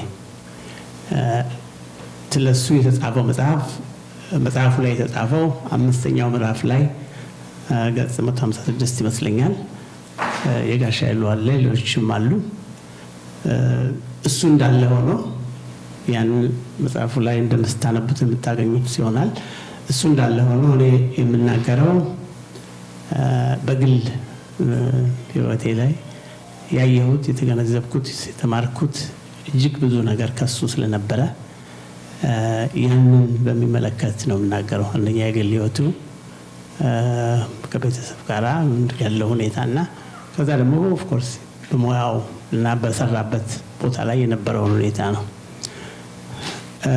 በዚህ አጋጣሚ ደግሞ አሁንም የጋሼ ኃይሉ ባለቤት ዛሬ እዚህ መታ ከኛ ጋር በመሆኗ ዘሮ አቡነሽ ዮሐንስ እዚሁ አለችና እሷን ደስ ብሎኛል እሷን በማየቴ። በዚህ መስመር ላይ ብዙ አብረው የሰሩ ከጃንሆይ ጋር በጃንሆይ መንግስትም ከዛም ደግሞ በኢትዮጵያ ሀገራችን መሰረታዊ የሆነ ስራ የሰሩ ሰዎች ያሉበት ደግሞ ጌታቸው ክብረት የእሱ ባለቤትም የሄዱት ከነ ልጆቿ እዚህ ያለች። እሱም በጣም ደስ ብሎኛል እነሱን በማየቴ እና ወደ አጎቴ ለመመለስ ሞክረው እንደምታውቁት በሁሉ ሙያ በማንኛውም ሙያ ብዙ ጊዜ የራስን ህይወት በመምራት ድርጅትን በመምራት ሀገርን በመምራት ብዙ ከሚታዩ ነገሮች አንድ 3 ስታንዳርዶች ብዙ ይነኩኛሉ። አንደኛው ኦፍ ኮርስ የመጀመሪያው ሜካኒካል ቴክኒካል የሆነው ማንም ሰው በሙያው ሄዶ የሚያገኘው የሚማረው ነገር ነው። በተለያዩ ኤሪያዎች በተለያዩ ፊልዶች ማለት ነው። ሜካኒካል የሆነው ቴክኒካል ፕሮፌሽናል ፊልዱ እሱ ብዙ ጊዜ ያው እንዳለ ቴክኒካል ሜካኒካል ነው። ሁለተኛው ዊዝደም ይሄ ደግሞ እንደምታውቁት ከትምህርት ቤትና አይቪ ሊግ ስኩል በመሄድ ወይ እንደዚህ የሚገኝ ሳይሆን አብሮ የሚመጣ ተወልዶ በአስተሳሰብ በአስተያየት በአስተዳደግ ይሆናል። ሶስተኛው ሂውማን ቨርቹስ ይሄ ደግሞ ሰብአዊነት የሰብአዊነት ምግባር የሰብአዊነት ባህሪ የሰብአዊነት ጠባይ እውነተኛነት ሂውማን ቨርቹስ እንግዲህ እንደ ሂውማኒቲ ዲግኒቲ ኢንቴግሪቲ ኮምፓሽን ሆነስቲ የሚባለው ማለት ነው። በሰብአዊነት ደረጃ በእውነተኛነት በትክክለኛነት የሚያምኑበትን ነገር በማድረግ በዚህ መልክ ያሉ ነገሮች እና በእነኚህ ሁሉ እንደ ምሳሌ አድርጌ የማየው አጎቴን ኃይሉ ይመኑን ነው። በብዙ አቅጣጫ እና ብዙ ታሪኮች አሉኝ ብዙ እናገራቸዋለሁ። ነገር ግን አንድ ሁለት ብቻ እናገራለሁ ለነገሩ እና በፕሮፌሽኑ ሃይድሮሊክስ ኢንጂነር ነው። ከዛ ሚኒስትር ድረስ ሆኗል። እሱ እንዳለ ሆኖ እጅግ በጣም የሚነካኝ ቅድም ባልኳችሁ ሁሉ ሰክሰስፉል የሆኑ መሪዎችን ሰራተኞችን ብታዩ በእነዚህ ደረጃ እውነተኛ መሆን ፋክት እና እውነተኛነት ነገር የተመሰረተ ነገር ማድረግ ደግሞ የሰብአዊነት ራዕይነት ደግነት እንደዚህ በሚል መሰረት በህይወት ውስጥ ያለ ከሱ ጋር ይኖረ በምንም አይነት ኮምፕሮማይዝ የማያደርጋቸው ነገሮች እነሱ ናቸው እና ብዙ እንዳልኳችሁ ብዙ በዚህ መስመር ላይ የምናገራቸው ነገሮች አሉ። ነገር ግን ባለፈው ጊዜ ብዙም አልጠቅሳቸውም እና ለመጨረሻ ጊዜ ኢትዮጵያ እኔ ከመውጣቴ በፊት ለኢሲኤ ሰራ ነበረ። እዛ አብራችን ከኛ ጋር የምትሰራ አንዲት ወዳጃችን ብዙ ጊዜ በቅርብ እንገናኝ ነበር። እንደዚህ እናወራለን አንዳንድ ጊዜና ካፍቴሪያ አንድ ጊዜ እሷን የምላችሁ ፀሐይ ሀረጎት ነገራችን ላይ የሷም እዚህ ነች።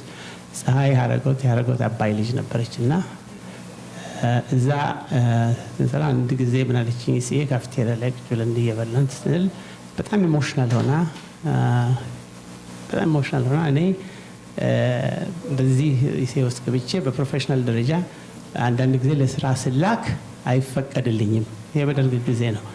ምክንያቱም የሀረጎት አባይ ልጅ ስለሆንሽ ተብዬ ፓስፖርት ማይሰጠኝ መውጣት አልችልም። ኦቨርሲስ ከሀገር ውጭ የሆነ አሳይንመንት ሲሰጣኝ አልወጣም ብላ በጣም ኢሞሽናል ሆናለች። ብዙ ጊዜ ፕላን አድርጎባታል። ግን ለመጀመሪያ ጊዜ አንዴ መስማቴ ነው ከሷ እጅግ በጣም ነካኝ። ከጋሽ ያሉ ጋራ ግንኙነት ይኖረኝ ምንም የምታውቀው ነገር የለም እሷ። ነገር ግን ነገሩ ስለነካኝ በጣም እሱ ብዙ ጊዜ ወደ ከስራው አንዳንዴ ወጥቶ ወደ ቤቱ ሲሄድ በዛ ነው የሚያልፈው እና በኢሲኤ ደወልኩና ዛሬ ለምሳ ልንገናኝ እንችላለን አንተ ጋር ስል ቤት ሄድኩኝና ነገርኩት ሁኔታውን እንዴት ነው አንድ ሰው ከማን እንደሚወለድ ከየት እንደሚወለድ ተመርጦ አይወለድም እና እንደዚህ ያለ ነገር ሰማሁኝ እዚህ ነገር ብያልኩት እና የነገርኩት ነገር በጣም ነካው። ምንም አላለኝም። በማግስቱ ደውሎ ለዛች ልጅ ንገራት ፓስፖርቷን በፈለገችበት ጊዜ ማግኘት ትችላለች፣ እንደፈለገች መውጣት ትችላለች አለኝ። እና እሱ እስካሁን ድረስ ማረሳው ይሄው ነገር ነው። እዚህ ደግሞ ከመጣ በኋላ እኔ አሜሪካ ነገር ከመጣ በኋላ in the late 80s ጋሽ ኃይሉ ወደ ኩባ ካስትሮ ለማግኘት ሄዶ ለመንግስቱ ልካውት ብሎ ከዚህ በዛን ጊዜ ኦፍ ኮርስ ልጆቹም ባለቤቱም እዚህ ናቸው እና ሁላችንም በዛ ሁኔታ ባለው ሁኔታ እዚህም እንዲቀር እዚህም ልጆቹ እዚህ ናቸው፣ ባለቤቱ እዚህ ነች፣ ለምንድን ነው የሚሄደው ብሎ ሁላችንም ያዝነናል። እና በዛን ጊዜ መጀመሪያም ሳንዲያጎ ነበር ከነሱ ጋር አልፎ ከኩባ መጥቶ ሳንዲያጎ ሄዶ ከዛ እዚህ ሲመጣ ከእኔም ጋር ተገናኘንና እኔም ጋር እንዳውም የቆየ ነበረው እና ይህንን እኔም አስነገርኩት። እውነቱ ባለቤትህ እዚህ ልጆቹ እዚህ የሁሉ ነገር አልፏል፣ አሁን ለምንድን ነው መመለስ ያለብህ ስለው አዎ ልጆቹም እዚህ ናቸው፣ ባለቤቴም እዚህ ነች፣ አንድ በህይወቴ አንድ ትልቅ የምነግር ነገር አለ፣ እሱን ማስታወስ አለብህ አለኝ። ምን አለ? ብዙ ጊዜ መሪዎች አካባቢ ሁል ጊዜ እነሱ መስማት የሚፈልጉትን ብቻ የሚነግራቸው ሰው ሲኖር ያ ሰው እየበዛ ሲሄድ የሚያጠፉት የሚያበላሹት ነገር ይበዛል። ከነሱ የተለየ ድምፅ ሲሰሙ ከነሱ የተለየ ፐርስፔክቲቭ ያለው ነገር ሲሰሙ አትሊስት ነገሮችን የሚሰራውን አደጋ የሚሰራውን ችግር የሚሰራውን በደል መቀነስ ይቻላል። ስለዚህ ልጆችም በቤቴም እዚህ እስካለች ድረስ እነሱን ሴፍቲን ሴኪሪቲ አረጋግጫለሁ። እኔ ግን ለሀገሬ ለኢትዮጵያ እስከ መጨረሻው ድረስ እነሱ መስማት ከነሱ የተለየ ድምፅ መስማት እንደሚገባቸው እየተናገር መጨረሻውን እዛው ነው የሚጨርሰው። ስለዚህ እኔ ለሀገሬ ወደፊት ለሚመጣው ትውልድ ህይወቴን መስዋዕት ለማድረግ ወስኛለሁ። በዚህ መሰረት ምንም ነገር ለውጥ የለም፣ የሚደረግ ነገር የለም ማለት ተመሳሳይ ተገባ። ነገር ግን እንደምታውቁት ብዙ ነገር የሰሩት ሰዎች ሁሉ ሀገር ነው ውስጥ ነው የምንቀረው ያሉ መሪዎች እዚህ ነው የምንሆነው ለሀገራችን ነው ያሉ ሰዎች በሙሉ ጥለው ሲሄዱ እሱ ብቻ በነገራችን ጋር ተካለኝ መጽሐፉ ላይ ያስቀብቶታል ቦታ በእኛ ጊዜ በህይወታችን በሽን ያለ የቴዎድሮሱ የእኛ ቴዎድሮስ የሚባለው እሱ ነው። የራሱን ህይወት አጥፍቶ በዛው ቀረ ወያኔዎች ከገቡ በኋላ ማለት ነው። እና ይህንን መናገር ነው።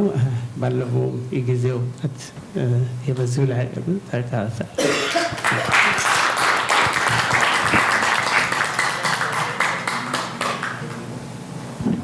በጣም አመሰግናለሁ አቶ አጥላባቸው። እንግዲህ የተረፈው ጊዜ ከእናንተ የሚነሱ ጥያቄዎችን በማስተናገድ ነው ለማሳለፍ የምንፈልገው። አክቹዋሊ እስካሁን ድረስ የነበረው እንደዚሁ ስለተዘጋጀንበት ነው እንጂ ዋናው ደራሲው መስማት የሚፈልጉት ከእናንተ ነው። ያነባችሁትም ካላችሁ ጥሩ ነው፣ ያላነበባችሁትም ስለሰማችሁት እንግዲህ አንዳንድ ጥያቄዎች ካላችሁ ብትጠይቁ እሱን ማስተናገድ እንችላለን። እሺ እኔ ወንድም ማይክሮፎን እንግዲህ ደራሲው እዛው ይቀመጡ። ማይክሮፎን አሉስ በረለ መስራት አለበት። እሺ አነስ እንግዲህ አጠራጠር ያደረጋችሁ። እሺ እግዚአብሔር ይስጥልኝ።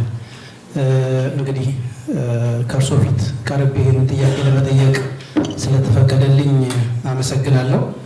በመጀመሪያ የመጽሐፉ አጻጻፍ ላይ ከሪቻርድ ፓንክረስት ጋር ሲነጋገሩ የግል ታሪክ መጽሐፉ በኢትዮጵያ ታሪክ ውስጥ ጥቅም እንዳለው ተገልጾ ነበርና ምናልባት በዛና የመጽሐፉን ጥቅል በማዘጋጀት መካከል ረጅም ጊዜ ነበረ ይመስለኛልና ምናልባት እነሱ ጊዜዎች የሪሰርች ነበሩ ወይስ እንዲዘገይ ያደረገው ጉዳይ ምንድን ነበር?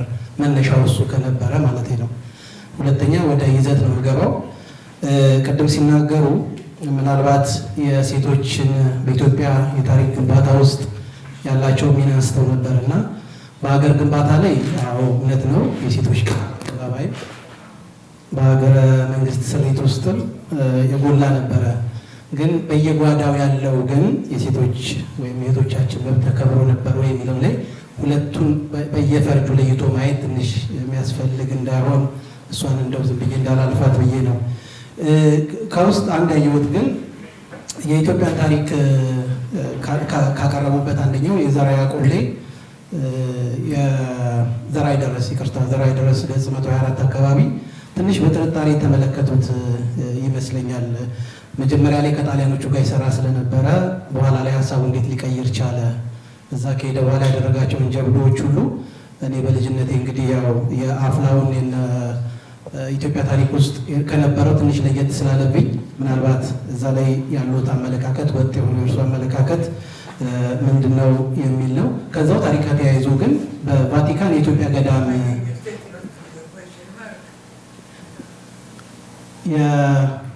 የቫቲካን የኢትዮጵያ ገዳም የሚል ያነሱት ነበረና ቻፕተር 18 ምዕራፍ 18 ላይ ተጨማሪ በዛ ገዳም ዙሪያ ወይም በኢትዮጵያ ቅርስ በሚለው ስር እነሱ ገዳማትና በኢየሩሳሌም ያለንን ገዳም አስመልክቶ እንደው ዳሰሳዊ ነገሮች ይቀርባሉ የሚል ግምት ነበረኝና እዛ ላይ መረጃ ባለማግኘት የተዘለለ ነው ወይ? እግዚአብሔር ይስጥልኝ።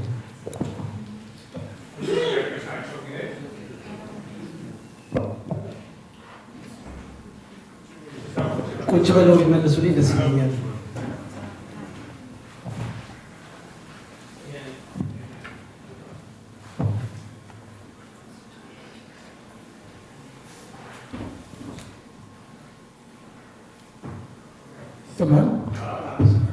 ስለ ዘርዓ ይደረስ ጠየቅከው።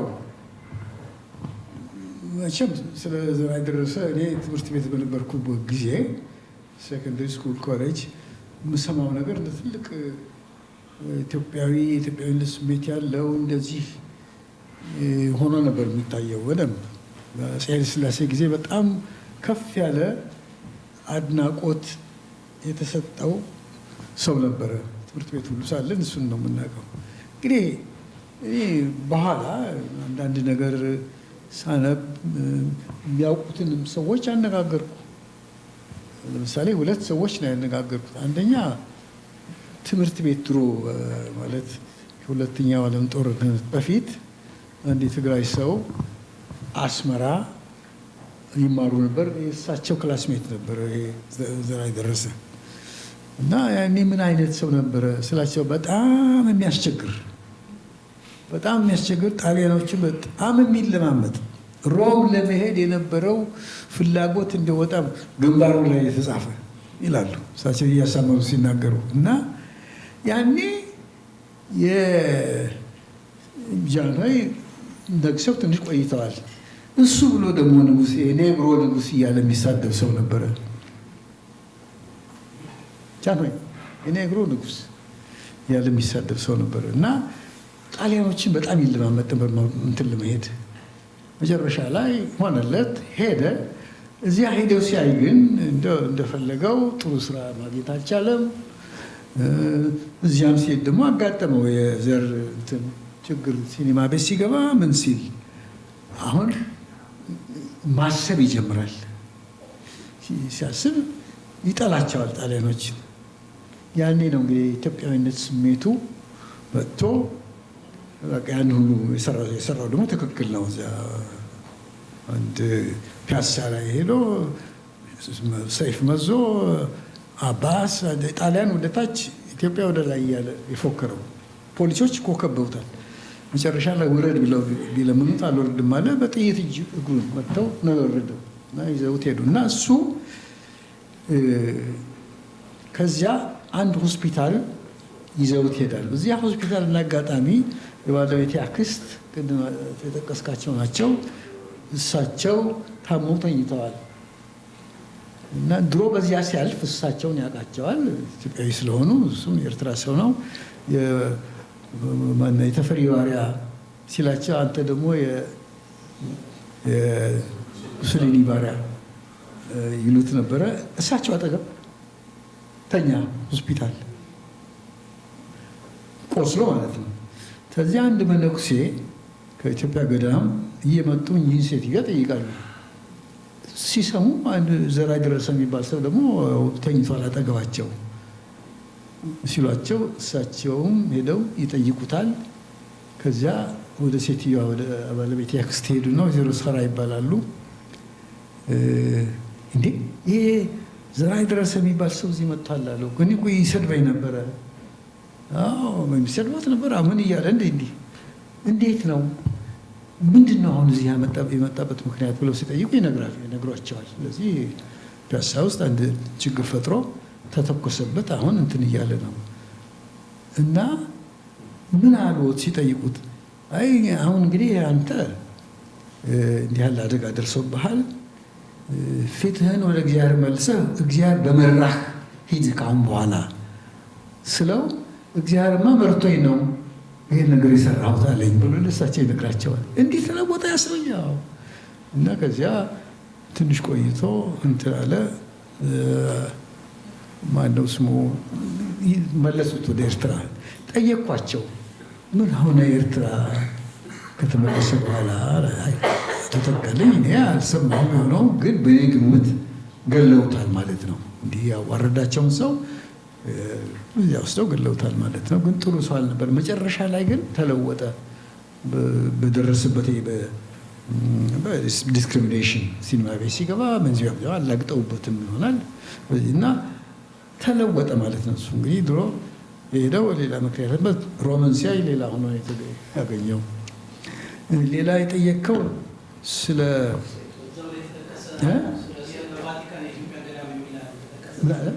የቫቲካን የኢትዮጵያ ገዳም ተጠቅሶ ነበር መጽሐፍ። ትንሽ ነው የማውቀው፣ ብዙ የማውቀው ነገር የለም በሆነ ሰውየው ከዚያ መምጣታቸውን ነው እንጂ የማውቀው። ስለዚህ ገዳሙ ምንም የተለየ እንትን። ሌላም ሶስተኛ ጥያቄ ጠይቀህ ነበር። ሴቶች የተነገረው በሀገር ደረጃ ብዙ ሚና ቢጫወቱም በቤት ውስጥና በኢኮኖሚ በሶሻል ጭቆና ነበረባቸው። ባላንስ እንግዲህ እኔ የራሴን አስተሳሰብ ነው የነገርኩህ። አንተ የኢትዮጵያ ሴቶች መብታቸው እንዴት ነው ብለህ ብትጠይቅ መጀመሪያ ሰው የሚጽፈውን ተው፣ እኔ የተናገርኩት ተው። ጎረቤቶቻችን የሆኑ አረቦች አሉ። የአረብ ሴቶች ምንድን ናቸው? ከኢትዮጵያ ሴት ይበልጣል እንትናቸው መብታቸው? መመለስ ትችላለህ አንተ። ቀላል ነገር አይደለም። አንድ በሌላ በኩል ደግሞ አፍሪካኖች ናቸው ጎረቤቶቻችን። ኢትዮጵያን ብቻዋን ሳይሆን ኢትዮጵያ ሴቶችን ችግር ወይም ሌላውንም ስታነሳ የጎረቤት ሀገሮች ኢትዮጵያ ጎረቤት በምስራቅም ሆነ በምዕራብ ያሉት ምንድን ነው ስለዚህ ጉዳይ ያላቸው አስተያየት የሚሰሩት ስራ ብሎ መጠየቅ ይገባል። ኢትዮጵያ በዚህ ረገድ ከጎረቤቶቿ የባሰን እንዲያውም የሚያኮራ ነገር የሴትን መብት በተመለከተ የአረብን ነገር ተወሱ። ይቅርታ ድንገት የአረብ ወዳጆች እንዳላቸው እዚህ አስቀይሜያቸው ይሆናል። የሴት በአረብ ታሪክ በአረቦች ታሪክ የሴት ንግስት የለም። በኢትዮጵያ አለ። በአረቦች ታሪክ የአረብ ሴት ይህን አደረገች ይህን አደረገች ተብሎ የሚደንቅላት ምንም ነገር የለም። እንግዲህ እንደው አንተ ትንሽ ኤክስትሪሚስት ነህ እንደ እስላምን ሃይማኖት እንዳትሉኝ፣ ዋናው እንትኑን መመልከት ነው። በእውነት ሁኔታውን መመልከት። በአረብ ሀገር ያሉ ሴቶች አፍጋኒስታንም ጭምር ከዚያም ወደ እስላም ሀገር ብትሄዱ ምንም ያህል መብት አላቸው ማለት። ኢትዮጵያ ከእነሱ ጋር ምትወዳድራለ። ኢትዮጵያ ሴቶች እንትን መብት ከእነሱ ጋር የሚወዳድራለ በጣም የተሻለ እንደ ወንዶች ላይሆን ይችላል። ይሄ የታወቀ ነው። ብዙ ጊዜ በታሪክ እስካሁን ድረስ ባለው ታሪክ የወንድ ታሪክ ነው ጎልቶ የሚታየው። ግን ኢትዮጵያ ሴቶች ይህን ያህል ተጨቁነው እንዳይናገሩ እንዳይሉ ፖለቲካ ውስጥ እንዳይገቡ የለም እንዲህ ያለ ነገር። ኢትዮጵያን ታሪክ የመሰረተችው ቅድም እንድል ይሄ በታሪክ ማስረጃነት ቁጭ ብሎ የሚዳስስ የሚታይ ላይሆን ይችላል። ንግስት ሳባ ግን ሴት በመሆኗ ኢትዮጵያን ዛሬ የምናውቃትን ኢትዮጵያን ፈጥራ ባትፈጥርም እንደው ለእንትናችን እንውሰድ ለራሳችን በታሪክ ደረጃ እንደው 100% የሚያስተማምን የሚጨበጥ የሚዳሰስ ማስረጃ የለ ይሆናል። እዚህ ሴትዮ አንዳንዶቹ ከሌላ ሀገር መጣ ይችላሉ። ግን ዋናው በሀሳባችን በግንዛቤያችን ውስጥ ያለው ስለ ንግሥተ ሳባ ፖዚቲቭ የሆነ ነው። ጥሩ መሪ እና ሴቶችን የምንጨቁን ሰዎች ሆነን መታየት የለብንም። ሀገራችን ያሉ ሴቶች አንዳንድ ጭቆና ያደርስባቸዋል። ግን ከጎረቤት ሀገሮቻችን ጋር የኢትዮጵያን የሴቶች ሁኔታ ስታወዳድር ምንም የሚያሳፍር አይደለም፣ የሚያኮራም ነው ማለት ይቻላል።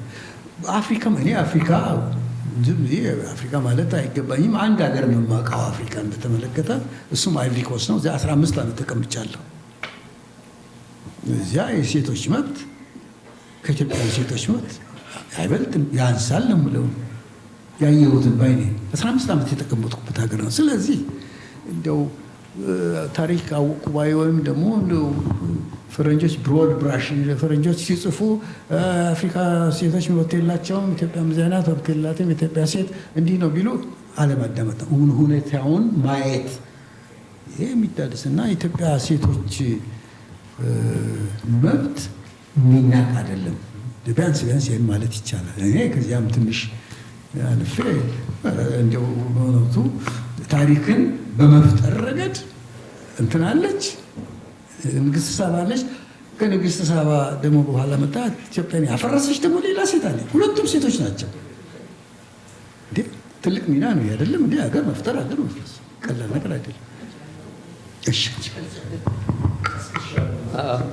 እኔ ልጨምር የምፈልገው እኔ መሬት ይዞታ ውስጥ ሰርቻለሁ እና የአፍሪካ ላንድ ቴኒዮር የሚባለውንም አጥንቻለሁ።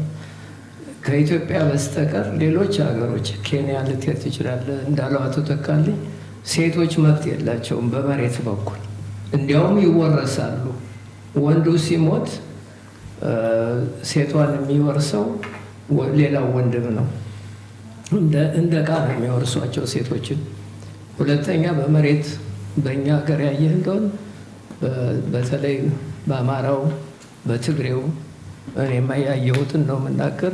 ትንሽ ኤርትራ ለየት ይላል። ግን በእነዚህ አካባቢዎች ሴት እኩል ነው መብቷ። በመሬት ትወርሳለች። ማረስ አትችልም፣ ግን ለሚያርስ ሰው ታከራየውና በዛ ትተዳደራለች። ይሄ ሌላ አፍሪካ ሀገር ውስጥ አይገኝም። ስለዚህ በዛ በኩል የሴቶች መብት እኛ ሀገር የተሻለ ነው። ያ ማለት ግን ሌሎች ጭቆናዎች የሉም ማለት አይደለም። እሱንም እያለ አይመስለኝም። ይሄን ለመጨመር ነው። አይ ጥሩ ነው። መጽሐፉ ሊያከራከረን አይገባም። እሺ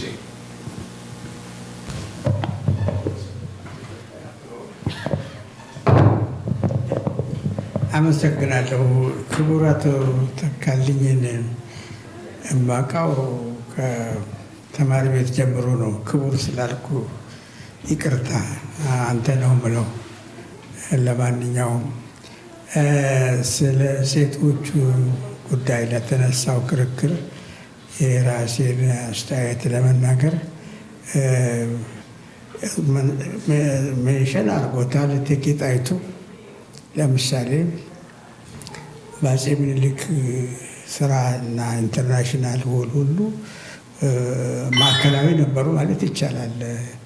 ለምሳሌ የውጫሌ ውል ሲፈረም ነበር ማለት የሚቀላል ነበር ወይ ያሉ ነበሩ። እንግዲህ የውጫሌ ውል አንቀጽ 17 እሱ አይደለም በኋላ ወደ ጦርነትና እንትን የጨመረ ነገር ነው።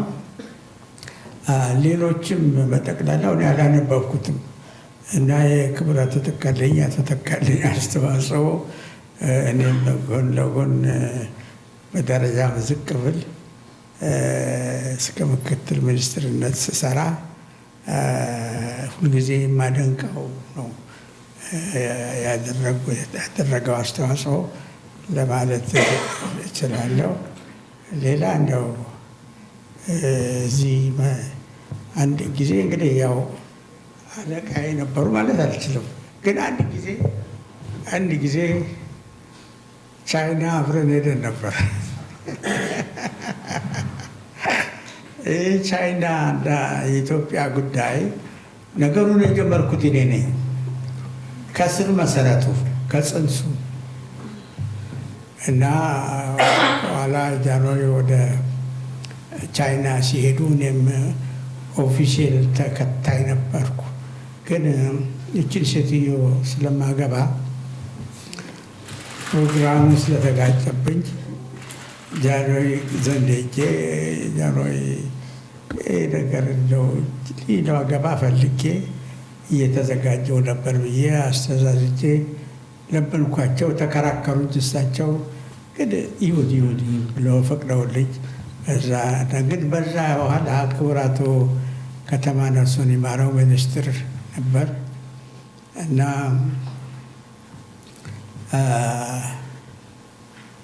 ፕሮግራም የእርዳታውን ፕሮግራም ለማውጣት ወደ ቻይና ሄደን ነበር። በክቡር አቶ ከተማ መሪነት መከተላቸው እሳቸው ነበሩ እና በዛ አለቃ የነበሩ እኔ ሶስተኛ ነበርኩኝ። ግን እዚህ ፎቶግራፍ ላይ የእርስዎ ታሪክ ውስጥ አለመታየቴ ትንሽ ቅር ብሎኛል ማለት ነው።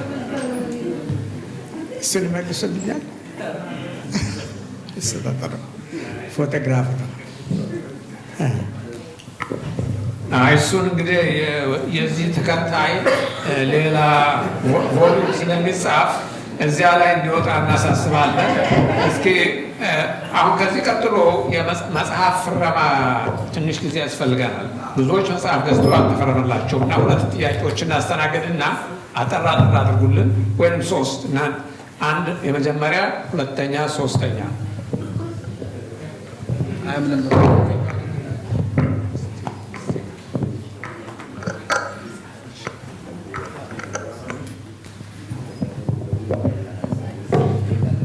እግዚአብሔር ይስጥልን።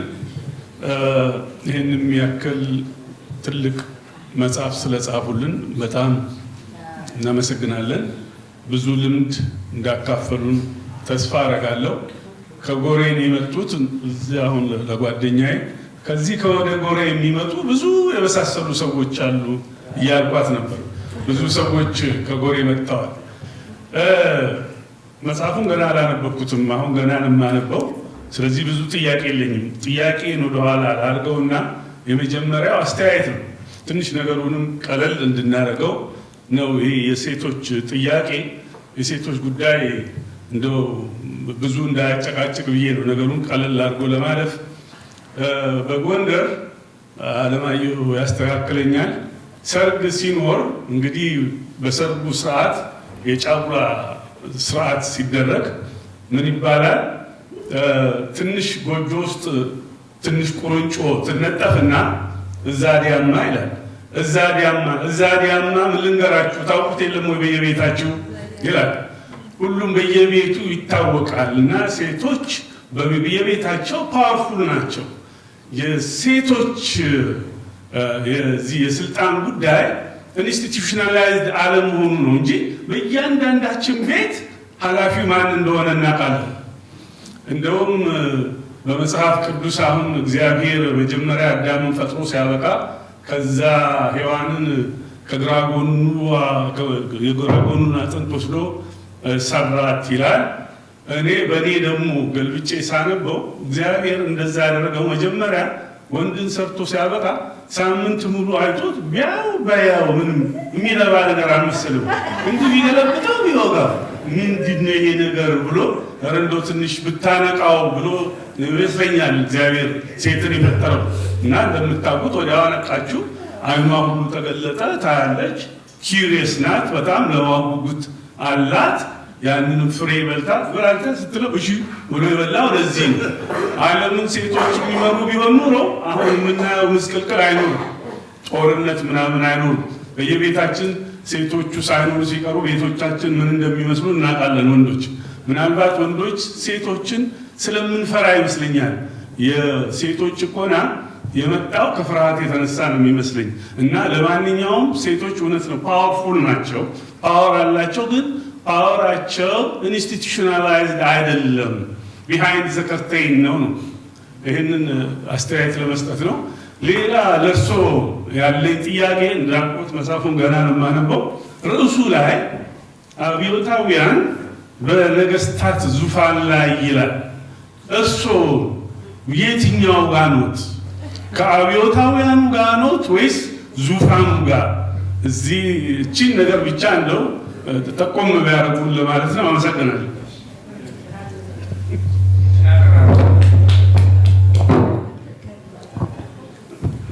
አጭሩ መልስ እኔ ተመልካች ነኝ እንጂ ጊዜ በዚያ ትግል ውስጥ የለሁም።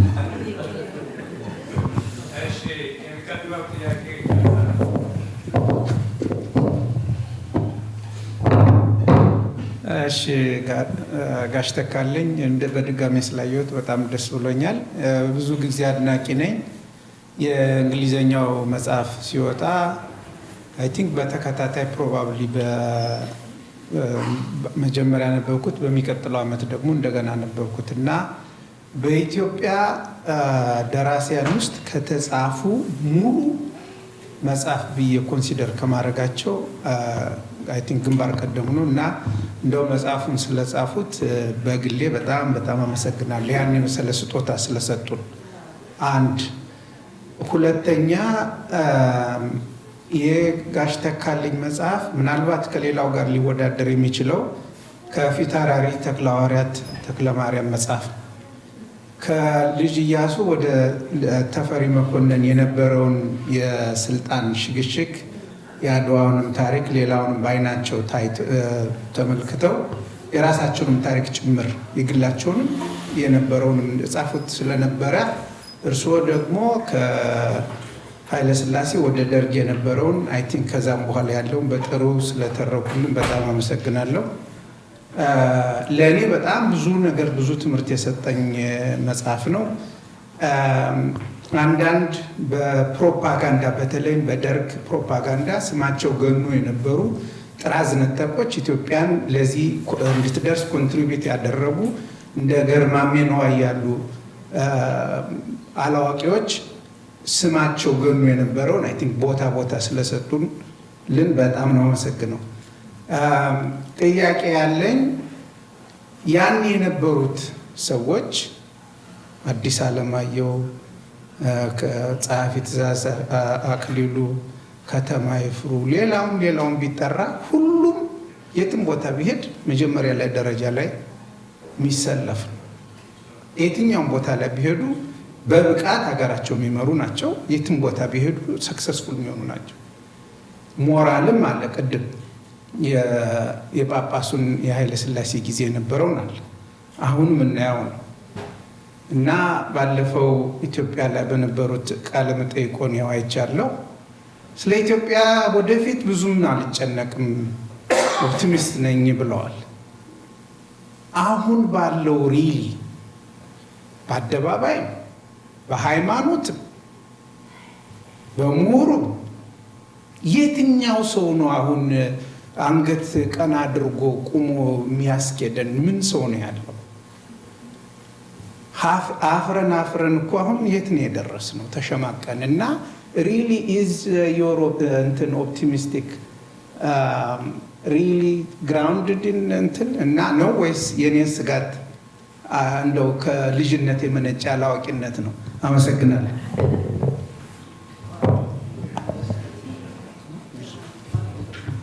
ባጭሩ ልመልስልህ ጥያቄ። እኔ በኢትዮጵያን ታሪክ በጠቅላላው መመልከት ያስፈልጋል። እንደው ባለፉት 50 ዓመቶች መቼም እንደምታውቁት ምስቅልቅሎ የወጣ ነው። ግን ከድሮ ከጥንት ጀምሮ ኢትዮጵያ መቼ እንደጀመረች አላውቅም። ግን ከዚያ ጀምሮ ሲወርድ የመጣ ጥሩ መንግስት አለ፣ መጥፎ መንግስት አለ። ምን ይላል ኢትዮጵያ የምትባል ነገር ግን ቀጣይነት ያላት የነበራት አሁንም ያላት ናት ብዬ ነው የማምነው። እንዲያው ስንት ሺህ ዘመን የቆየች በራሷ አፍሪካ ውስጥ አንድም ሀገር የለ በራሱ ቋንቋ የሚሰራ የራሱ የሆነ ማለት ባህል ሲባል እንደው መብሉ መጠጡ ምናምን ያስተዳድር ባህል በሰላም ጊዜ ያለው የነገስታት ያስተዳደር ባህል ጦር ሲመጣ ዘመቻ ሲመጣ ሰውን እንዴት አድርገው እንደሚያስተባብሉ ሞቢላይዝ እንደሚያደርጉ ኢትዮጵያ የረጅም ጊዜ ታሪክ ያላት ራሷን የማስተዳደር አንድ አፍሪካዊ የነገረኝ ልንገራቸው ድሞት ነገር ሳላበዛ በጣም ጎበዝ ሰው ነው። ሃርቫርድ ዩኒቨርሲቲ ፒኤችዲ ያለው በኢኮኖሚክስ በጣም ጎበዝ፣ አሁን በህይወት የለም እና ምን ይለኛል አንድ ቀን እንግዲህ እኛ ማናየው እነሱ ያሉ ስለ ሀገራችን እኔ ታንዛኒያ ነኝ አለ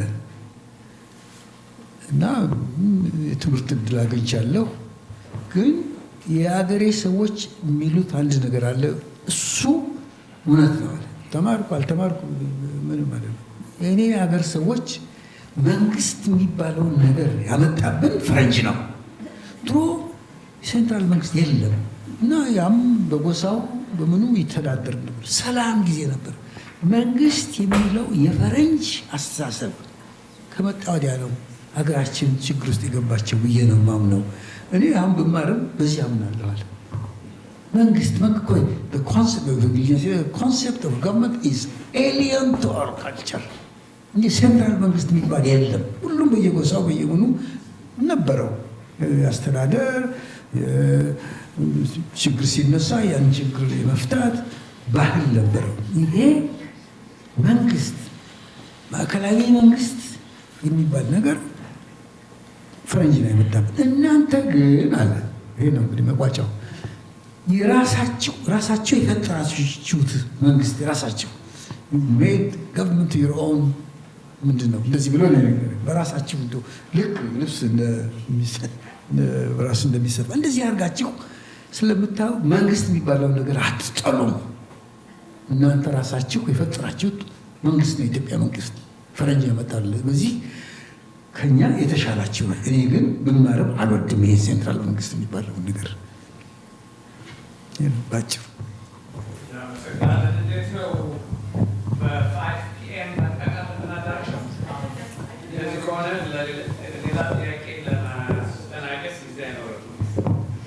Quick question. Just very quick. ጋሽ ተካልኝ